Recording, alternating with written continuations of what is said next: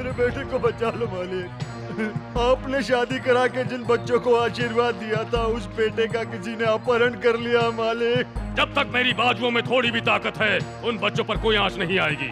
ये आनंद भूपति सिर्फ सजा ही नहीं सुनाता, रक्षा करना भी जानता है।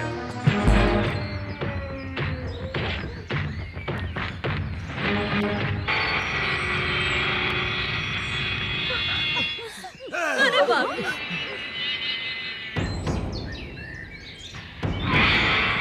अश्वमेध युद्ध पुराणों में भी लिखा है। आज मैं वही करने जा रहा हूं। मेरे टुकड़े पर पलने वाला नीच कुत्ता, मेरी लड़की को अपना कर तूने यमराज को ललकारा है। आनंद भूपति क्या कोई बड़ा भगवान है जो तेरी हिफाजत करेगा? तेरी शादी कराई थी ना उसने, तब से मेरे कलेजे में आग लगी है। आज तुम दोनों को जिंदा जला दूंगा।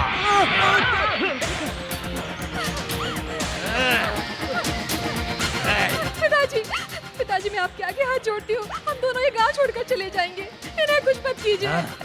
तू जिस दिन मेरी चौखट लांघकर इसके साथ गई, उसी दिन तेरा धर्म भ्रष्ट हो गया।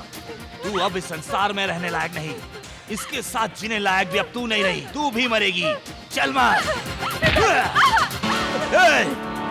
तुम सब लोग कान खोलकर सुन लो। अगर तुम में से किसी ने भी मुझे रोका या इसकी मदद की तो वो भी मरेगा। चल।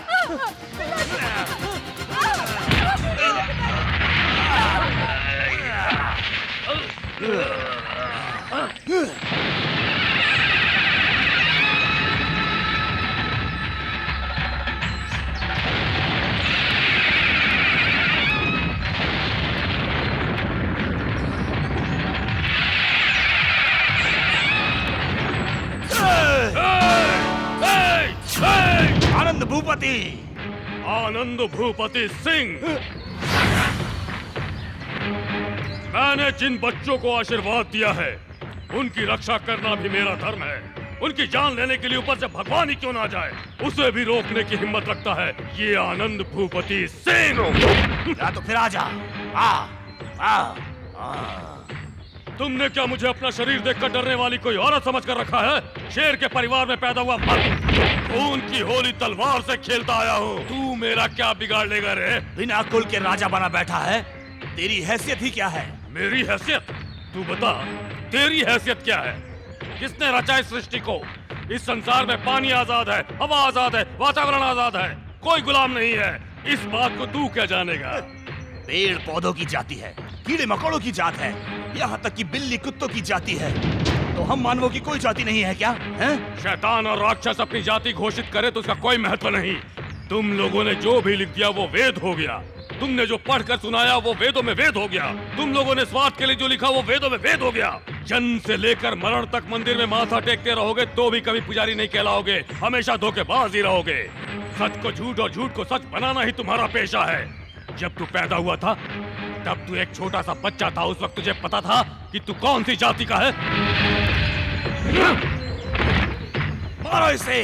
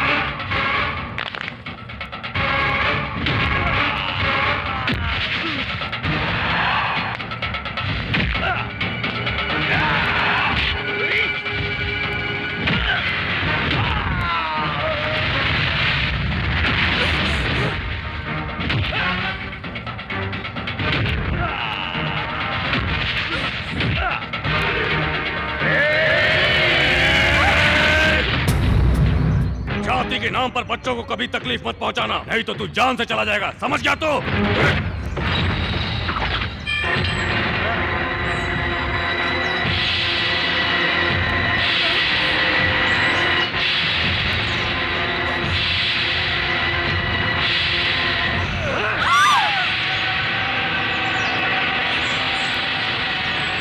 शास्त्री, इज्जत के साथ सबको लेकर यहाँ से लौट जाओ, नहीं तो इसी आग में जला डालूंगा।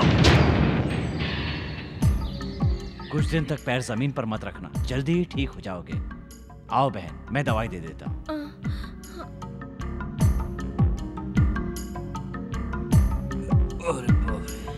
जलन हो रही है क्या भाई? जलन वहां नहीं हो रही है, यहाँ है। मेरी मर्जी के खिलाफ उसने मेरी लड़की की शादी कराकर मुझे हर पल जलने के लिए छोड़ दिया। सारा गांव तमाशा देख रहा है, उसे भी जीने का कोई हक नहीं। वो आपके बस में नहीं है भाई। मैं उससे कम हूँ क्या?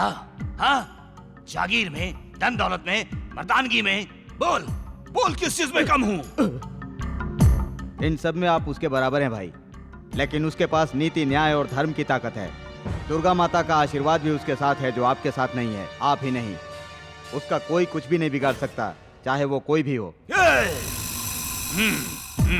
कहने वाला कुछ भी नहीं करता, करने वाला कभी कहता नहीं, कर गुजरता है। हर कार्तिक पूर्णिमा के दिन माता के मंदिर में वो स्वयं घुंघरू बांधकर नाचकर माता को प्रसन्न करता है। उस दिन अगर कोई उससे कुछ मांगे तो वो देता भी है। आने वाले सोमवार को कार्तिक पूर्णिमा है। बस